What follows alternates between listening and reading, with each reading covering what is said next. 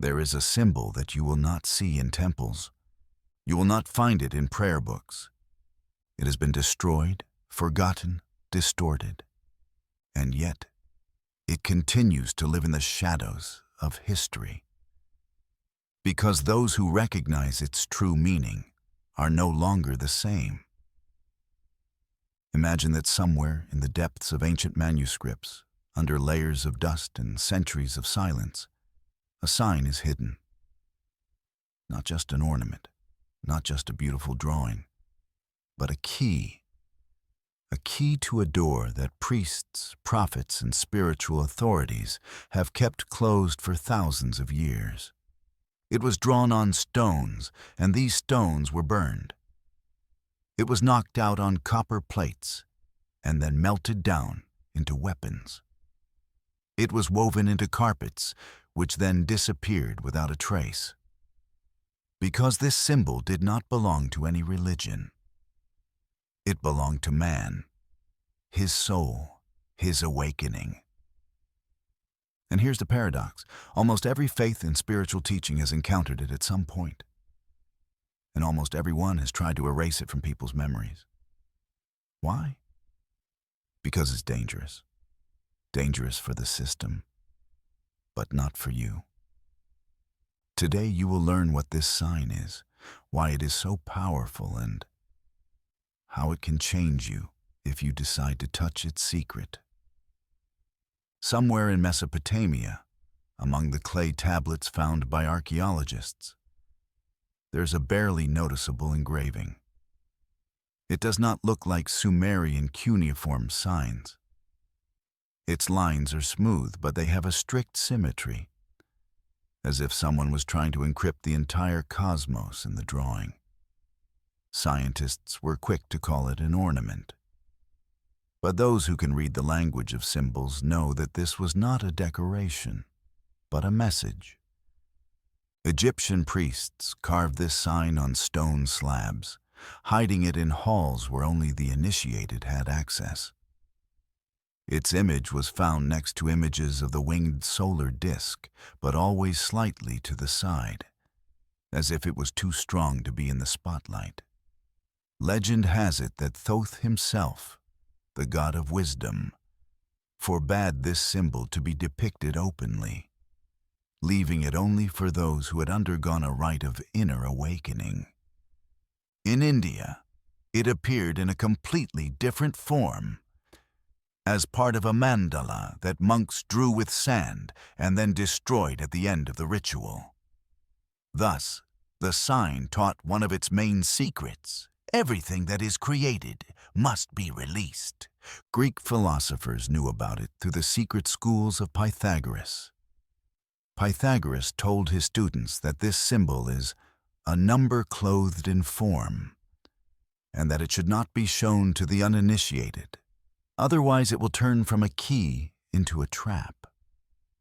And so, step by step, through centuries and continents, the symbol changed form, acquired new elements, merged with other signs. But the essence remained the same. It was always there, where someone was looking for answers deeper than the official religion could give. So why did religions ban it? The history of banned symbols is always the history of power. Any religion that has just become a system faces a threat.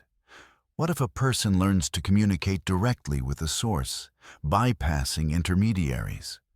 What if he no longer needs priests, clerics, or prophets to hear the voice of eternity? This symbol was just such a threat. It worked as an ancient activator, not of external magic, but of inner vision. A person meditating on it could experience a state that in Indian teachings was called samadhi, in Sufi, fana, and in Christian mysticism, contemplation of divine light. And for the authorities, this was too much. In Byzantium, it was cut out of mosaics, replaced with more correct crosses. In medieval Europe, books in which it was found were burned along with their authors, accusing them of heresy. In Islamic countries, the image was considered haram, dangerous for the faith, because it distracted from Allah. Although in Sufi brotherhoods, this same sign was quietly passed from hand to hand. The ban was always accompanied by the same arguments. The symbol leads to pride. The symbol leads astray. The symbol misleads. But under this shell, there was a simple desire, not to let people remember that the power of awakening was always within them. And this is the paradox. The ban strengthened the mystery. The more furiously the symbol was erased from memory, the deeper it hid in the subconscious of humanity, becoming part of the collective shadow. And everyone who accidentally or intentionally encountered it felt a strange feeling, as if he had already seen it somewhere, as if the symbol was looking at him through the centuries. The hidden meaning and energy of the symbol. This symbol cannot be understood simply by looking at it. Its lines do not work with the mind, but with something more ancient, with that part of us that existed long before words. Its form is always subject to the laws of sacred geometry. Each line, each curve is calibrated to create resonance with certain vibrations of human consciousness. For the uninitiated, it is simply a beautiful pattern. For those who know how to look, it is a map of the inner path. There's always a dot in the center of the symbol, a grain. This is the beginning and the end. It symbolizes the source, that silent point inside you from which thoughts, feelings, actions are born, and to which everything returns.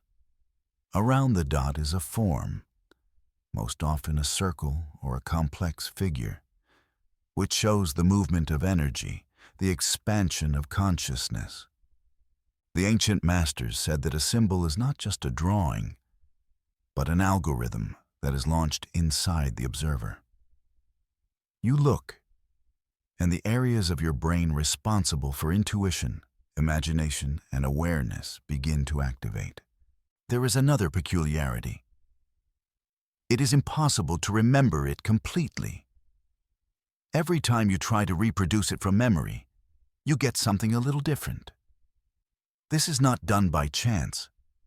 The symbol is alive. It adapts to your current state, showing exactly what you are ready for. In esotericism, this is called a dynamic key. It opens not a door to the world, but a door to you. And if you decide to use it, you will have to be honest with yourself.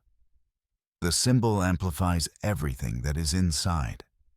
The light will become brighter, but the shadow too. If you want to touch this symbol, the first rule is not to rush. It does not tolerate a superficial look. Approach it as the ancients did, with respect and a willingness to listen to the silence. The practice is simple, but requires discipline. Find an image of the symbol, on paper, in a book, or draw it yourself. Trusting your intuition, sit in a quiet place where no one will disturb you. Look at the center of the symbol for at least 3 minutes, allowing your gaze to softly blur. Do not try to think about the meaning. Just observe. After some time, you will notice that the lines seem to begin to move, and a feeling of expansion appears inside. Important. If strong emotions or images arise in the process, do not resist, but do not get carried away by them. The symbol works like a mirror. It draws out what you usually hide from yourself. The masters said that you can't work with this sign out of curiosity.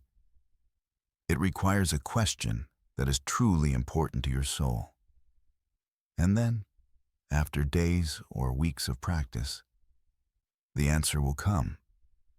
sometimes in the form of insight, sometimes in the form of a chain of events that will change your life. Remember, the power of a symbol is not in itself, but in what it reveals in you. For thousands of years it was hidden, banned, cut out of the memory of humanity. But you are listening to these words, and that means it has already found you. Maybe this is not accidental.